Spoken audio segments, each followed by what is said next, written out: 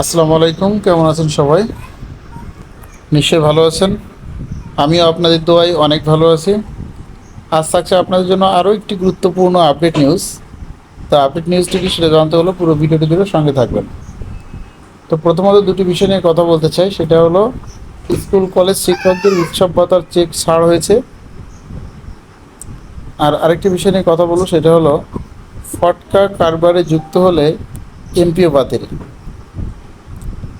এবং চাকরিচ্যুতি। এটা কিন্তু সুদীপ্ত বড়াল, দৈনিক শিক্ষা .com, 6 জুন 2024 তো নিউজটি করা হয়েছে। তো আমরা একটু দেখি কী বিষয়ে বলা হয়েছে। এমপিওভুক্ত শিক্ষক কর্মচারীরা কোনো ফটকা কারবারে যুক্ত হলে বা শিক্ষা প্রতিষ্ঠানের অভ্যন্তরীণ বিষয়ে রাজনৈতিক বা বাইরে প্রভাব খাটালে চাকরি হারাবেন, এমপিও স্থগিত হবে। এমন সব বিধান যুক্ত করে বেসরকারি শিক্ষা প্রতিষ্ঠানের শিক্ষক ও কর্মচারী আচরণ শৃঙ্খলা ও আপিল বিধিমালা 2024-এর খসড়া প্রকাশ করেছে শিক্ষা মন্ত্রণালয়। বুধবার শিক্ষা মন্ত্রণালয়ের মাধ্যমিক উচ্চ শিক্ষা বিভাগের ওয়েবসাইটে এই বিধিমালা প্রকাশ করা হয়। বিধিমালা অনুযায়ী এখন থেকে প্রকাশ্যে রাজনৈতিক বা অন্য কোনো প্রভাব শিক্ষা প্রতিষ্ঠানে খাটানো যাবে না বা এই প্রভাব খাটাতে সহযোগিতাও করা যাবে না। অভ্যাসগত ঋণগ্রস্ত হওয়া যাবে না। কোনো শিক্ষক তার পদমর্যাদার জন্য সম্মানহানিকর কোনো কাজে যুক্ত হতে পারবেন না। আদালতে কোনো রায় বা সরকারের কোনো নীতির বা সিদ্ধান্তের বিরোধিতা বা প্রকাশ্যে সমালোচনা করা যাবে না। গণমাধ্যম বা সামাজিক মাধ্যমে সরকারের কোনো নীতি বা সিদ্ধান্তের সমালোচনা করাও যাবে না। প্রকাশিত খসড়ায় আরও বলা হয়েছে, শিক্ষকরা প্রকাশ্য আয়ের সঙ্গে সঙ্গতিবিহীন জীবনযাপন করতে পারবেন না। সরকারের লিখিত অনুমতি ব্যতীত কোনো ধরনের চাঁদা বা তহবিল সংগ্রহে যুক্ত হতে পারবেন না। সহকর্মী বা ঊর্ধ্বতন কর্তৃপক্ষের বিরুদ্ধে মিথ্যা অভিযোগ আনলেও শাস্তি পেতে হবে। তো আপনারা দেখতে পাচ্ছেন যে এটা কিন্তু সুতীর্থ বড়াল,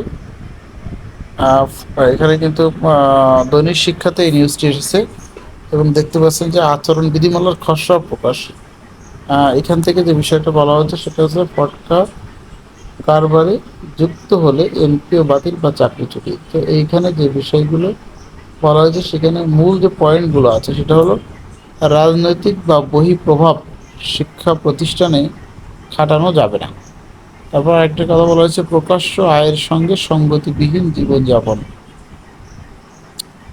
তারপরে অভ্যাসগত ঋণগ্রস্ত হওয়া, পদমর্যাদার জন্য সম্মানহানিকর কাজে যুক্ত হওয়া, আদালতের রায় বা সরকারের নীতির বিরোধিতা করা, গণমাধ্যম বা সামাজিক মাধ্যমে সরকারের সিদ্ধান্তের সমালোচনা, সরকারের লিখিত অনুমতি ব্যতীত চাঁদা বা তহবিল সংগ্রহ, সহকর্মী বা ঊর্ধ্বতন কর্তৃপক্ষের বিরুদ্ধে মিথ্যা অভিযোগ। তো এই কাজগুলো করা যাবে না। একজন শিক্ষক, আপনি যদি একজন শিক্ষক হয়ে থাকেন তাহলে যে শিক্ষকদের যে আচরণ বিধিমালা প্রকাশ করা হয়েছে সেখানে যে বিষয়গুলো বলা হচ্ছে এই বিষয়টি অবশ্যই মাথায় রেখে তার পেশাগত দায়িত্ব পালন করতে হবে, এমনটাই কিন্তু আচরণ বিধিমালায় বলা হয়েছে। এবং এই আচরণ বিধিমালা যদি লঙ্ঘন হয় তাহলে সেক্ষেত্রে কী ধরনের পানিশমেন্ট হবে, সেক্ষেত্রে এমপিও বন্ধ। এবং আরও যে বিষয়টি বলা হয়েছে, ফাইনালি তার চাকরিটাও হারাবেন বলেও কিন্তু আসলে এখানে স্পষ্টভাবে কিন্তু উল্লেখ করা হয়েছে। তো তার কি মতামত, এই যে আচরণ বিধিমালা প্রকাশ হলে শিক্ষকদের জন্য এটা মেনে চলা কতটা সহজ বা কঠিন হবে সে বিষয়টি অবশ্যই কমেন্টস করে লিখবেন। ধন্যবাদ সকলকে। দেখা হবে আরেকটি কোনো নতুন ভিডিওতে। ততক্ষণ পর্যন্ত এনটিআরসি এডুকেশন আপডেট চ্যানেলটির সঙ্গে থাকবেন। বেশি বেশি লাইক কমেন্ট শেয়ার করবেন। ধন্যবাদ সকলকে, ভালো থাকার জন্য। আসসালামু আলাইকুম।